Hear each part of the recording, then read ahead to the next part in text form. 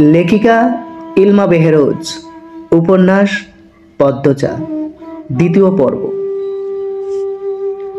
বাড়িটা মোড়ল বাড়ি নামে পরিচিত। পদ্মচার দাদার নাম ছিল মিয়াফর মোড়ল। তিনি গ্রামের একজন সম্মানিত লোক ছিলেন। 6 কাঠা জমির উপর টিনের বিশাল বড় বাড়ি বানিয়েছিলেন 4 ছেলের জন্য। 2 ছেলে 16 বছর আগে 1971 সালের যুদ্ধে নিহত হয়েছে। দুজনেই টকবগে যুবক ছিল, আর একজন 8 বছর বয়সে কলেরা রোগে গত হলো। বাকি রইল মোর্শেদ মোড়ল। বর্তমানে এই বাড়ি মোর্শেদের অধীনে, যদিও তিনি থাকেন না সব সময়। পুরো বাড়ির চারপাশ জুড়ে গাছগাছালি, বাড়ির পিছনে নদী। রাত 9টা বাজলেই পরিবেশ নিশুতি রাতের রূপ ধারণ করে। রাতের এই নির্জন প্রান্তর ঝিঝি পোকার ডাকে ছেয়ে গেছে। ঝিঝি পোকার সাথে পদ্মচার ভাঙা কান্না মিলেমিশে ভৌতিক পরিবেশ সৃষ্টি করেছে। মনে হচ্ছে কোনো আত্মা তার ইহজীবনের না পাওয়া কোনো বস্তুর শোকে এমন মরা সুর ধরেছে। হেমলতা পদ্মজাকে টেনে পাশে বসান। পদ্মজা ডান হাতের উল্টো পাশ দিয়ে চোখের জল মুছে হেমলতাকে বলল, মামা সৌদিতে যাওয়ার আগের দিন আমাদের সবার দাওয়াত ছিল না নানার বাড়ি? খালামণি ভাই বোনেরা এসেছিল। সেদিন ঢাকা থেকে যাত্রার লোক আসছিল স্কুলে, মনে আছে আম্মা? আছে। উঠানে ধপ করে একটা আওয়াজ হলো। হেমলতা পদ্মজা কেঁপে উঠল। পূর্ণা পেমা দরজায় কান পেতে রেখেছিল মা ও বোনের কথা শুনতে। হুট করে কিছু পড়ে যাওয়ার আওয়াজ হওয়াতে দুজনে ভয় পেয়ে যায়। দরজা ঢেলে হুড়মুড়িয়ে রুমে ঢুকে পড়ে। হেমলতা বড় মেয়ের সাথে গোপন বৈঠক ভেঙে দ্রুত পায়ে বারান্দায় চলে আসে। উঠানে বিদ্যুৎ নেই, হারিকেন জ্বালানো। পিছনে 3 মেয়ে এসে দাঁড়িয়েছে। একজন মায়ের 3 মেয়ে নিয়ে একা এত বড় বাড়িতে বাস করাটাও যুদ্ধ বটে। হেমলতা গলা উঁচিয়ে প্রশ্ন করলেন, কে কে ওখানে? আমি। চিরপরিচিত এই কণ্ঠস্বর চিনতে হেমলতার বিলম্বনা হলো না। তিনি ব্যস্ত পায়ে উঠানে নেমে আসেন। গেইটের পাশে মোর্শেদ মোড়ল পড়ে রয়েছে। গায়ে চাদর, হাপড়ের মতো বুক ওঠানামা করছে তার, যেন দম ফুরিয়ে যাচ্ছে। হেমলতা 2 হাতে মোর্শেদকে আঁকড়ে ধরলেন। পদ্মজা প্রেমা দৌড়ে আসে। মোর্শেদের এমফাইসিমা রোগ আছে। এই রোগে অল্প চলাফেরাতেই শ্বাস টানের উপক্রম হয় এবং দম ফুরিয়ে যায়। শ্বাস নেওয়ার সময় গলার শিরা ভরে যায়। 3 মা মেয়ে মোর্শেদকে ধরে রুমে নিয়ে আসে। মোর্শেদ এভাবেই হুটহাট করে বাড়ি ফেরে, কখনো কাক ডাকা ভোরে, কখনো নিশুতি রাতে, বা কখনো কাঠফাটা রোদে। মোর্শেদ মোড়লের এমফাইসিমা রোগটা ধরা পড়ে 7 বছর আগে। মোর্শেদের অ্যাজমা ছিল, আবার ধূমপানও খুবই আসক্ত ছিল। ফলে ফুসফুসে এই রোগটি খুব দ্রুত আক্রমণ করে বসে। মোর্শেদ খানিকটা সুস্থ হয়ে রাত 1টার দিকে ঘুমান। পূর্ণা প্রেমা রুমে গিয়ে শুয়ে পড়েছে। পদ্মজা বারান্দা রুমে ঝিম মেরে বসে আছে। জানলার বাইরে চোখের দৃষ্টি, জ্যোৎস্না গলে গলে পড়ছে। কি সুন্দর দৃশ্য! পদ্মজার মন বলছে মা আসবে তার খোঁজে, পুরোটা ঘটনা শুনতে আসবেই। সত্যি তাই হলো। কিছুক্ষণ পরেই হেমলতা আসলেন। আম্মা, বাতিটা নিভিয়ে দাও, বলল পদ্মজা, কণ্ঠ খাঁদে নামানো। হেমলতা বাতি নিভিয়ে পদ্মজার পাশে বসেন। পদ্মজা তৈরি ছিল, তবুও অপ্রস্তুত হয়ে পড়ে। খুব অস্বস্তি হচ্ছে। সে গোপনে দীর্ঘ শ্বাস ছাড়ল।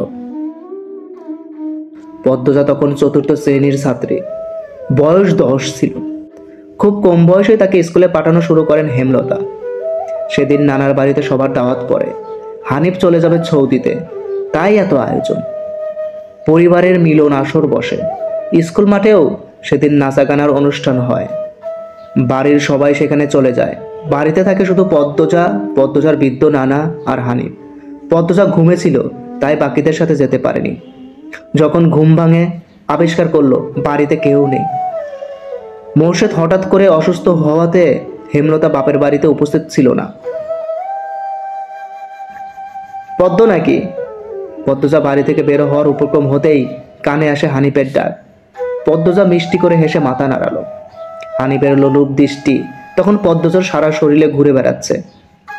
এইটুকু মেয়ের ফর্সা চামড়া, বিকৃত মস্তিষ্কের হানিফকে যেন বড্ড টানে। আয় তো, আমার ঘরে আয়। সহজ সরল শিশুসুলভ পদ্মজা মামার ডাকে সাড়া দিল। সে শুনেছে মামা ভাগ্নে যেখানে, আপদ নেই সেখানে। অথচ সেদিন সেই মামাকেই ঘোর বিপদ হিসেবে জানলো। পদ্মজা রুমে ঢুকতেই হানিফ দরজা লাগিয়ে দিল। পদ্মজার মন কেমন করে উঠল হানিফের অদ্ভুত চাহনি আর দরজা লাগানো দেখে। হানিফ কুৎসিত অঙ্গভঙ্গি প্রদর্শন করতে থাকে। পদ্মজার দেখতে খুব খারাপ লাগছে, ভয় করছে। এদিকে আয়, তোর লোকে গল্প করি। হানিফ বিছানায় বসে পদ্মজাকে কাছে ডাকে। পদ্মজা কাছে যেতে সংকোচন বোধ করে। হানিফ পদ্মজার ডান হাত ধরে টেনে কোলে বসায়। তুই জানোস তুই যে সবার থেকে বেশি সুন্দর? হানিফের প্রশ্ন পদ্মজার কানে ঢোকেনি। সে মুচড়াতে থাকে হানিফের কোল থেকে নামার জন্য। আপত্তিকর স্পর্শগুলো পদ্মজার কাছে খারাপ লাগছে, কাঁদতে ইচ্ছে হচ্ছে। মোসরাস ক্যান্সেরি, শান্তিমতো বইয়া থাক, মামা মেলা থেকে সাজানোর জিনিস কিনা দিব। হানিফ শক্ত করে দু হাতে ধরে রেখেছে পদ্মজাকে। পদ্মজা কিছুতেই নামতে পারছে না। মামা আমি চলে যাব, কাঁদো কাঁদো হয়ে বলল পদ্মজা। কই যাবি? মামার ধারে থাক, বলল হানিফ। হানিফের শক্তপোক্ত হাতের স্পর্শগুলো শুধু অস্বস্তি দিচ্ছে না, স্পর্শকাতর জায়গাগুলো ব্যথায় বিষিয়ে উঠছে। পদ্মজা কেঁদে ওঠে, ভেজা কণ্ঠে বলল, বাড়ি যাব আমি, ব্যথা পাচ্ছি মামা। হানিফ হাতের বাঁধন নরম করে আদুরে গলায় বলল, আচ্ছা আর ব্যথা দিতাম না, কাঁদিস না। পদ্মজা চট করে কোল থেকে নেমে পড়ে। হানিফকে তার কাছে আজরাইল মনে হচ্ছে। মায়ের কাছে সে আজরাইলের অনেক গল্প শুনেছে। আজরাইল যখন জান্নিতে আসবে তখন শরীরের খুব কষ্ট অনুভব হবে। এই মুহূর্তে যেন ঠিক তেমনই অনুভূতি হলো। তাহলে তার হানিফ মামাই আজরাইল? পদ্মজা দরজা খুলতে পারবে না, তাই হানিফকে ভীতি কণ্ঠে অনুরোধ করলো, মামা দরজা খুলে দাও। কেন, আমি তোরে যাইতে কইছি? হানিফের কর্কশ কণ্ঠের ধমকে পদ্মজা ভয়ে কেঁপে উঠল। তার চোখ বেয়ে জল পড়তে থাকে। হানিফ পদ্মজাকে জোর করে কোলে তুলে নেয়। পদ্মজা কাঁদছে, তার খুব ভয় লাগছে, বারবার বলছে, মামা আমি বাড়ি যাব। হানিফের তাতে বিন্দু মাত্র ভ্রুক্ষেপ নেই। বাড়িতে কেউ নেই। বৃদ্ধ সৎ বাবা কানে শোনে না। পদ্মজা হানিফকে কিল ঘুষি দিতে থাকে, সেই সাথে জোরে জোরে কান্না শুরু করে। এভাবে কাঁদলে পাশের বাড়ি যে কেউ চলে আসবে। হানিফের রক্ত টকবক করছে উত্তেজনায়। সে দ্রুত উন্না দিয়ে পদ্মজার মুখ হাত পা বেঁধে ফেলল। পদ্মজার দু চোখের পানি হানিফের চোখে লাগেনি। হানিফ ভীষণ আনন্দ পাচ্ছে, পৈশাচিক আনন্দ পাচ্ছে। সে সিগারেট জ্বালায়। খুব আনন্দ হলে তার সিগারেট টানতে ইচ্ছে হয়। সিগারেট টানতে গিয়ে মাথায় আসে নৃশংস ইচ্ছা। নাক মুখ দিয়ে ধোঁয়া উড়িয়ে সিগারেট দুই আঙ্গুলের মাঝখানে রেখে পদ্মজার বাঁ পায়ের তালুতে চাপ দিয়ে ধরে রাখে। পদ্মজা হাউমাউ করে কেঁদে ওঠে। হেমলতা দুহাতে শক্ত করে মেয়েকে বুকের সাথে জড়িয়ে ধরেন। পদ্মজা কাঁদছে। পদ্মজা কাঁদতে কাঁদতে বলল, আম্মা তখন আমার খুব কষ্ট হচ্ছিল, আমার দমটা বেরিয়ে যাচ্ছে মনে হচ্ছিল। আমি তোমাকে খুব ডাকছি আম্মা, তুমি আসোনি। পদ্মজার কথাগুলো হেমলতার বুক রক্তাক্ত করে দেয়। এ যেন 1971 সালে পাকিস্তানিদের নৃশংসতা। নিজের চোখে তিনি দেখেছেন পাকিস্তানিদের নিষ্ঠুরতা। হানিফ আর তার দেখা অত্যাচারী পাকিস্তানদের মধ্যে কোনো তফাৎ নেই। হেমলতা নির্বাক, বাকরুদ্ধ। শুধু অনুভব হচ্ছে তার বুকে পড়ে আদরের পদ্মজা হাউমাউ করে কাঁদছে, সর্বাঙ্গ যেন কাঁপছে। হানিফকে ক্ষতবিক্ষত করে দিতে তার হাত হিসফিস করছে। সেদিন একটুর জন্য পদ্মজার ধর্ষণ হয়নি। বাড়িতে সবাই ফিরে আসে। পদ্মজার পুরো স্থানের যন্ত্রণা সহ্য করতে না পেরে অচেতন হয়। বাকিটুকু আর পদ্মজাকে বলতে হয়নি, হেমলতা জানে। পদ্মজার গা কাঁপিয়ে জ্বর আসে। 21 দিন বিছানায় ছিল। ততদিনে হানিফ দেশ ছেড়ে চলে যায়। পদ্মজা ভয়ে লজ্জায় ঘটনায় কাউকে বলতে পারেনি। পায়ের পোড়া দাগ দেখে যখন হেমলতা প্রশ্ন করেছিল, পা এমনভাবে পুড়ল কি করে, পদ্মজা সহজভাবে জবাব দিয়েছিল, চুলার কাছে গিয়েছিলাম, চুলার লাকড়ির আগায় পা লাগছিল। কথাটা পদ্মজা সাজিয়ে রেখেছিল, সাথে অনেক যুক্তি। তাই মিথ্যে বলতে একটুও কাঁপেনি। পুরো ঘটনাটা পদ্মজার বুকে তাজা হয়ে আছে।